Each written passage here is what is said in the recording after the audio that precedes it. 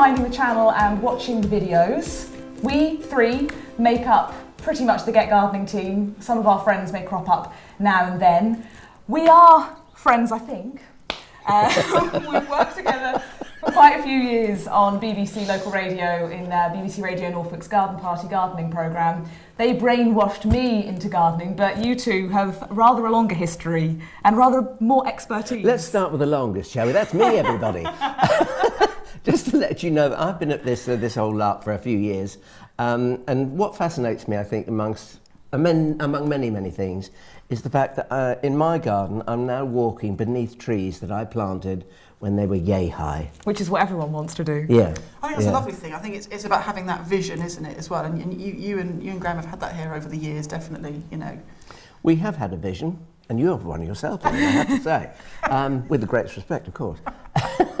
We have had the vision, but you know, you say you've had the vision. We've also had the mistakes along the way, and there's been many of them, because you know you put plants in too close together in the wrong place, and then you decide I want a path to go through there. You try and move it, it dies. So what? There's another one. But I think we all do that, don't we? We all make mistakes. Some of us will. I do. Admit to them. Some of us won't. And I think often it's the best way to learn. And I think in a garden like this as well here, that you know things are bound to change, aren't they? Gardens are living spaces. They're going to evolve. They are going to evolve. And you know, one of the great lessons I've learnt is never to mourn a plant. Yeah. And this was something that Christopher Lloyd said in one of his books, I remember many years ago. And he said, if you go past a shrub or a tree or a plant in your garden that's in the wrong place, and you know it's in the wrong place, he said, get rid of it. He said, you'll mourn it for 2 weeks and therefore then you'll forget it. And it's an opportunity. I hate it. There are certain plants, when I lose them, it is grief. But you always have to think, right, it's a brand new opportunity to experiment with something. For you, I mean, it would be great for people to hear that you both have mistakes and make mistakes, because you've got a lifetime of experience, because you both, I'm very jealous, started gardening when you were little. Yes, I was knee-high to a grasshopper, and I had two very indulgent sets of grandparents. Both my mother and my father were youngest children, and so my grandparents were quite old. But they had the patience, infinite patience with a child that, I mean, I was terribly inquisitive as a child, and my father told me off for using one word all the time. And do you know what it was? Go on. Why? Why? Why? You see, I'm like that now. I'm always asking questions all Well, the you time. need to have it explained. But what was your first gardening memory then? What's your first gardening memory of what really got you into it? What made you think, I really want to do something with this? The first gardening memory that I ever have, I suppose, is, well, we'll take two. The first memory that I choose to have was when I made a parterre garden, a minuscule parterre garden, using Lonicera nitida. I remember this story. Yeah. A parterre garden. Yeah. First memory. Yeah. Most of it is doing like a garden in a bowl, in a washing up bowl. But for Alan, no, he planted a parterre. I mean, that is how stylish this man is, even then. But my grandmother had these long scissors for dressmaking, and I used to pinch them and clip the little hedges with that, of course, because you have to clip it quite a lot. The first real memory, I think, is when I asked my father, could I have a garden? And he said, well, you know, you have that little bit over there. I said, no, I want my own garden. And so he actually made me a circular bed in the corner of his garden, which had a path around it, and that was my garden. I could do what I liked with. The reason I don't choose to remember it terribly well is because I was given all the little, you know, the smallest. Oh, the if we things had which bedding no one else plants. really wanted. Yes, exactly. So I got all the also-rans. But the thrill came one day when he was planting salpiglossus, I remember, and there was a very small one at the end of the box, and he gave me that, and all his were horrible colours, and mine was a gem. Oh, how lovely. See, I think that's a real shame that parents still do that now. They give the children the odds and bobs just to get them going, and really you want to give them the good stuff to get them involved in the garden and get them inspired while they're young. It's always the problem, I think, when you start gardening, is you don't know what you're doing, and then you get discouraged so quickly because you sow seed and it doesn't grow because you put it on a windowsill and it gets all long and leggy, like I've done, or you end up buying the wrong plant for the wrong situation because you don't know, or you just buy something that's in the bargain bin because it's half dead already, so you're losing the battle before you even begin it. But then I was thinking back, you see, there's another memory prior to the two I've just mentioned, and that is having a meat platter and a piece of flannel, wet flannel, and sowing cress seeds on it. Oh, so cress is in there. I'm glad to see cress is in there. And that's because you suddenly reminded me of that when you said a child starts off, and I thought, well, what was the first thing I probably did? And it was that, and you harvested it with a pair of scissors. Yeah, we used to do that. We used to take the shells from hard-boiled eggs and put little faces on them, wet cotton wool in the top, and they'd create little fuzzy hair, a bit like I've got at the moment, really. I think that's where my inspiration for my hair comes from, those little cress men on the windowsill at home. So you started early because you've come from a long line of gardeners.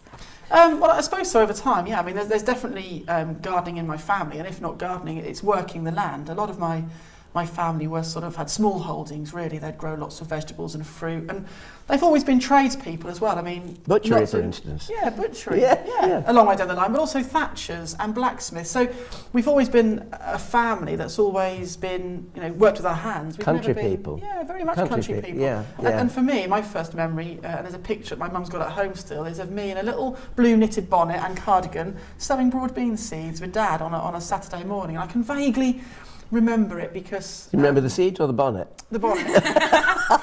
The seeds were Aquadulus Claudia, a variety which we still grow today. The same as we still grow Arran Pilot, which my great-grandfather grew as early seed potatoes. But I just loved it. Because Aquadulus Claudia is a broad bean that you can sow in the autumn and over winter, isn't it? Yeah, and it's very good for that. It means you get an earlier crop, not too early, but maybe a sort of 3 weeks ahead. What do you think about this business of getting an earlier crop? Do you? I know you always think it's quite a lot of effort for. Well, I tend to think, for the sake of gaining a fortnight, I'd rather wait and have something probably that's a little bit better than. And it's in its magic season. It's a lovely seasonality. It is the seasonality thing. Yeah, everything has its place, and I think you're quite right. But I think it goes back to the old Victorian gardeners, doesn't it? We always want to get something out of season. We always want to prove nature wrong. We want to try and trick Mother Nature into. Well, it goes back to, as you say, to the Victorian gardeners, and they wanted to. I mean, if they were rich enough, the gardeners that worked for the big mill owners' houses in the north or something like that, they always wanted to force vegetables out of season because they wanted to show off to their friends. So they had people around for dinner, maybe 18 or 20 people, and they wanted to show off that they could grow a pineapple. It was a game of one-upmanship, wasn't it? Or they did have peas ready before the last person, the next person. So you're quite, relatively new to this compared to Alan and I am. That's why I sit in the corner with the dunces cap. No, you don't, because you see, I mean, I could say I knew about as much as you when I was your age, but I'm not going to. No. Well, I think you probably knew a lot more. I try, I forget a lot, which we all do. I mean, we all forget. When we're not working in horticulture, we forget Latin names, we get things mixed up, and I can never remember when to prune or when to sow, and I'm sitting there reading books on the backs of packets, and it can feel a bit overwhelming. You will find as you go through life that there is a kind of regime to this, and you will be able to work it out by when the plant is either flowering or harvesting, as to whether and when to cut it back. I mean, there's an elementary rule to that, which I hope people will learn, when we're doing our little bits and pieces. So I don't think you need to be worried at all. It's logical, and it will become more so. What overcomes it is just that everything is amazing. I mean, we're sitting here, we've got all kinds of lovely plants around us, and it just always feels like there are yet more wonderful things to discover, and really they brainwashed me into liking gardening. It was in my blood in the same way that it was in yours, because my mum was always gardening when I was little, and she's got much greener fingers than me, and it kind of felt like she'd just do cuttings of Hebes. They were always, we didn't have a lot of money, they were always the things like fuchsias or Hebes, and she'd go and get one from the bargain bin, and she'd summon it into life and propagate it. But it's not just the bargain bin, is it? It's also the satisfaction of knowing that you have propagated that plant. Yeah. So you feel like a fussy parent because you think, I raised that, and I created that. And that passion, that sort of real enthusiasm for getting a cutting to root never really goes, or a seed to germinate. Oh, it's so exciting. Every year I still get excited about when a crop of seedlings come up in a tray. It could be something like a crop of just lettuce that I've sown, or it could be some really nice, new, exotic bedding plant. One of the things... It never ever goes. I'm always excited by it. One of the things I think is that gardening teaches you to have perennial optimism. And patience. It really does, because I can illustrate the point, because somebody very kindly, a friend called Brian, sent me some seed of a mini Turk's turban gourd. And for those of you who don't know Turk's turban gourds, they look shaped like a turban, and they're very pretty in sort of lurid shades of olive green, acidy green and orange. And Brian sent me these seed. His didn't germinate, not one. Mine haven't germinated, not one. And I know they're not going to, but I still keep going looking every morning just in case. Well, isn't that the thing? I don't know if you do this, but if I sow seed, I keep going back and looking. It's obviously not going to grow within like a day, but you still have it's to, having a look. Oh, has it grown yet? And then it always happens when you're not looking. You go back and they're shot up. But it is magic. I mean, if there's one thing that's magic in this world, it's the fact that you put a seed in some soil and it turns into a plant. Yeah. Years ago, there used to be the rough time of germination in days on the seed packet, didn't there? Yeah. I don't know whether there is today, because I know how Don't long read them. Well, experience tells you how long it can take.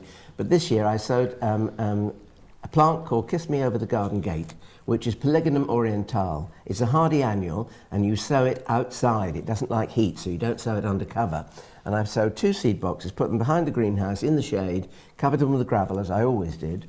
And, you know, they 3 weeks, 4 weeks, nothing.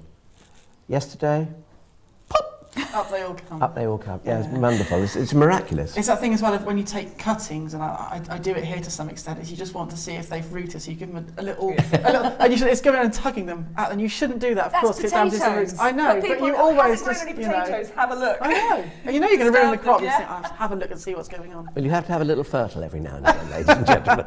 Always got to have a little fertile. I think the funny thing as well is there are tricks sometimes, and it can be a case of going online and someone will have posted in a forum, though there are a lot of misleading forums online as well.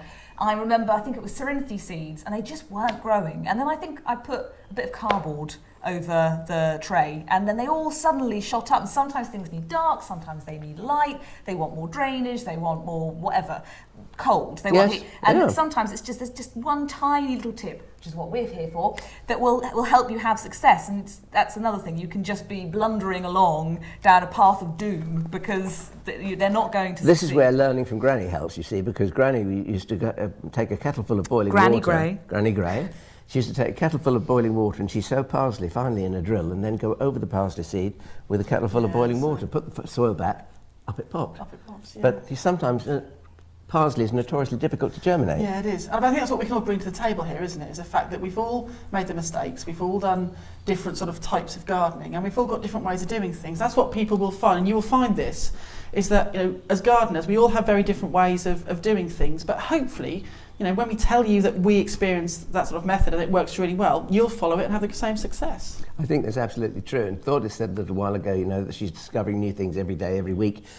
I'm still doing that. You know, even at this stage in my life, I'm still finding new plants, new interests, new ways of doing things. So it's an ever-growing process, and it's a learning process.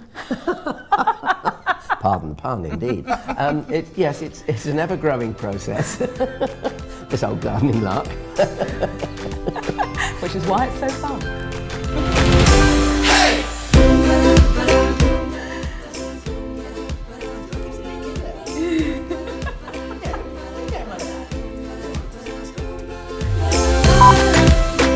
Let's talk about sex, succeed.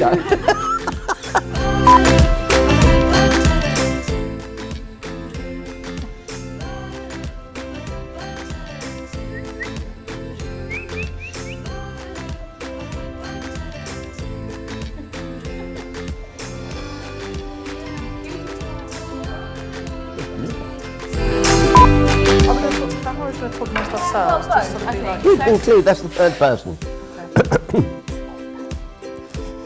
What? Oh yeah, so it is. Sorry, Ian. No, sorry. It's got slightly more charisma than I have today.